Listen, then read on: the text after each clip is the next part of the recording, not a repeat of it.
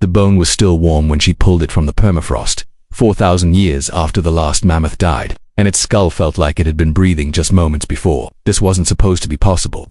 Every textbook, every museum display, every nature documentary had declared woolly mammoths extinct since the end of the Ice Age. 10,000 years gone, swept away by rising seas and changing climates. But here on a frozen island north of Siberia, a Russian paleontologist named Sergei Vartan was holding proof that everything we thought we knew about extinction was wrong. What Sergei found next would force scientists to rewrite everything they thought they knew about extinction, and reveal a secret that had been buried in ice for 4,000 years. The mammoth in his hands had been alive when the pyramids were already ancient, when Abraham was wandering Mesopotamia, when Bronze Age civilizations were building their first cities. This creature was trumpeting across an Arctic island that time forgot.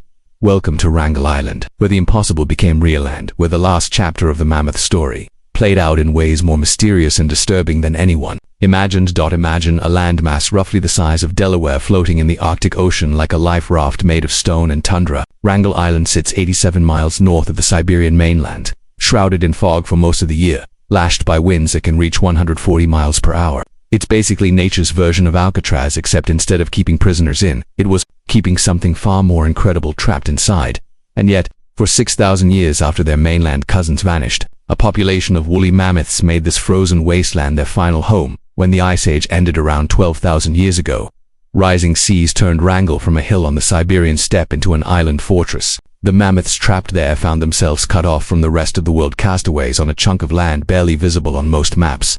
Maybe 500 animals, perhaps 1,000 at most. To put that in perspective, that's fewer mammoths than people in a typical high school, and they were the only ones left on the entire planet. But here's where the story gets strange. These weren't desperate creatures clinging to life in the margins of existence. The isotope analysis of their bones tells a different tale entirely, and it's going to blow your mind. Right up until the end, the Wrangel mammoths were thriving. Think of these isotopes like a mammoth's health report card, and these guys were getting straight A's. Their nitrogen levels show they had plenty to eat. Their carbon signatures reveal they weren't stressed or malnourished. So if they were doing so well, what could possibly have killed them all? For 6 millennia they lived as their ancestors had for hundreds of thousands of years, wandering the island's tundra steppes, following ancient migration patterns that led nowhere but in circles around their 2,900 square mile prison. The island itself seemed designed to preserve them. Unlike the warming mainland, Wrangel maintained the dry, cold mammoth steppe that had nourished their species for millennia. It was as if nature had built a time capsule and forgotten to set an expiration date. But isolation comes with a price that compounds with each generation. When researchers finally extracted DNA from the last Wrangel mammoths, they discovered something that redefined our understanding of extinction. These animals weren't just the final members of their species, they were walking genetic disasters. Let me paint you a picture of just how messed up these animals had become. Start with their sense of smell. A mammoth's trunk contains over 40,000 muscles. That's like having a Swiss Army knife attached to your face that can smell a flower from miles away. These giants relied on scent to find food, identify family members, detect predators, and choose mates. The Wrangel mammoths had lost huge sections of the genes responsible for smell receptors. Don't imagine if you suddenly couldn't taste chocolate, coffee, or pizza except for a mammoth. Losing their sense of smell was like losing their entire social media network. Imagine the confusion. A mother unable to recognize her own calf by scent. Bulls who couldn't detect which females were ready to mate. The complex social hierarchies that had governed mammoth herds for millions of years began breaking down because the animals literally couldn't smell each other anymore. But it didn't stop there. Their urinary proteins, crucial for marking territory and communicating status, had been corrupted by mutations. The chemical language that had allowed mammoth societies to function was deteriorating into gibberish.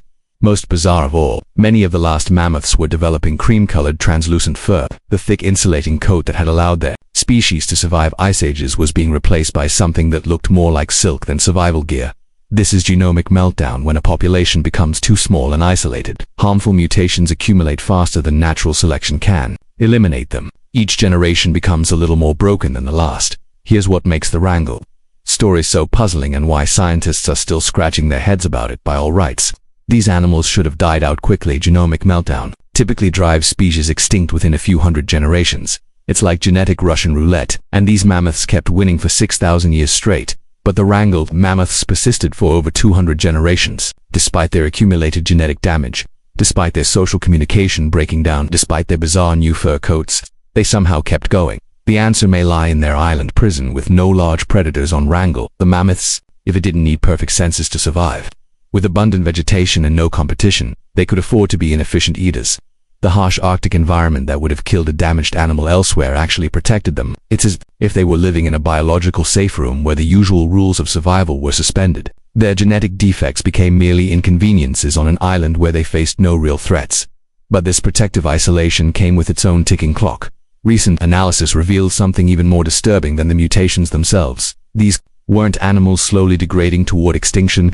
The most harmful genetic variants were actually being purged from the population over time. The Wrangell mammoths weren't dying a slow genetic death. They were winning their battle against genomic meltdown. After 6,000 years of isolation, they had stabilized their population and were beginning the long process of genetic recovery, which makes what happened next all the more devastating. Around 4,000 years ago, something changed on Wrangell Island. The mammoth bones from this period tell a story of rapid environmental shift. Sulfur levels spiked dramatically.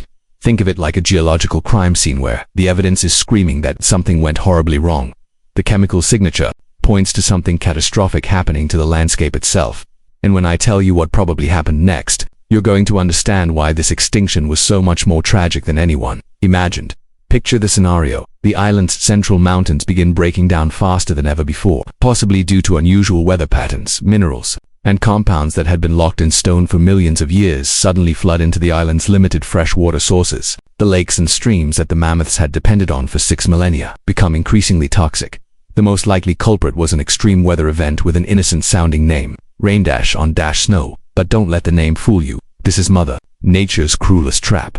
Imagine this. An unusually warm winter storm hits the island, dropping liquid precipitation onto the existing snowpack. The rain instantly freezes on contact, creating a sheet of ice thick enough to entomb the entire island. Suddenly, the vegetation that had sustained the mammoths for millennia becomes unreachable, locked beneath inches of impenetrable ice. These are animals that need to eat almost constantly, processing hundreds of pounds of plant matter every day. Within weeks, the entire population would have begun starving. This wasn't the end of a failing species. This was the sudden termination of a genetic recovery that had been millennia in the making. The timeline becomes even more haunting when you consider what happened next, and here's the part that will absolutely break your heart. Just a few hundred years after the last mammoth died, basically yesterday in geological time, humans arrived on Wrangell Island for the first time at a site called Overag on the island's southern coast. Archaeologists have found evidence of Paleo-Eskimo hunters who established a seasonal camp around 3,600 years ago. These weren't mammoth hunters. By the time they arrived, the giants were already ancient. History. The tools and animal remains at Chertoff Overag tell the story of people who came to hunt birds and marine mammals. They've built temporary shelters, crafted ivory harpoons, and lived off the sea's abundance, but they must have found the bones. Imagine those first human visitors stumbling across mammoth skulls scattered across the tundra, some still relatively fresh. The Chukchi people of Siberia still tell stories of giants that once lived in the north. Perhaps those legends began on Wrangell Island. The cruel irony is inescapable. If the mammoths had survived just a few more centuries, they would have encountered humans for the first time. These weren't the sophisticated hunter-gatherers who had driven mainland mammoths to extinction. The Wrangell visitors were seasonal bird hunters equipped with technology designed for much smaller prey. Would the mammoths have survived human contact? It's impossible to know, but considering they had already endured 6,000 years of genetic damage and environmental stress, it's haunting to think they missed their chance at coexistence by such a narrow margin. The final mammoth bones from Wrangell Island carry no obvious signs of trauma, no evidence of disease, no indication of gradual decline. They simply stop appearing in the geological record. One layer of sediment contains mammoth remains, the next layer contains none. Recent analysis suggests the final population numbered around 300 individuals. Picture them scattered across the island's 2,900 square miles, unaware that they represented the entire future of their species when the crisis came. It moved faster than evolution could respond. The mammoth bones scattered across Wrangell Island carry lessons that extend far beyond paleontology. Small, isolated populations can survive far longer than theory predicts, but they remain vulnerable to sudden catastrophic events. The Wrangell mammoths show us that extinction isn't always a gradual decline. Sometimes it's an ambush. But perhaps most importantly, the mammoths remind us that survival isn't just about numbers or genetic diversity. It's about timing, luck, and the unpredictable nature of environmental change. The difference between extinction and recovery can come down to a single weather event. Today, Wrangell Island hosts the highest density of polar bear dens in the world. Arctic foxes hunt among the mammoth bones. Walruses gather on beaches where giants once walked. The island that preserved the last mammoths for 6 millennia continues its role as a refuge for Arctic life, a reminder that even the most desolate places can harbor wonders we never expected to find. And somewhere in the permafrost, there are mammoth bones still waiting to be discovered, each one a time capsule from a world where the impossible was simply another day on an island at the edge of existence where the last of the giants walked beneath Arctic skies, unaware they carried the weight of 5 million years of evolution in their damaged genes and failing bodies. The last mammoth died alone on that frozen island 4,000 years ago, but here's a thing that still gives me chills. That mammoth had no idea it was the last of its kind. It probably spent its final days doing what mammoths had always done, looking for food, calling for its family, living as if tomorrow was guaranteed. And maybe that's the most human thing about this entire story.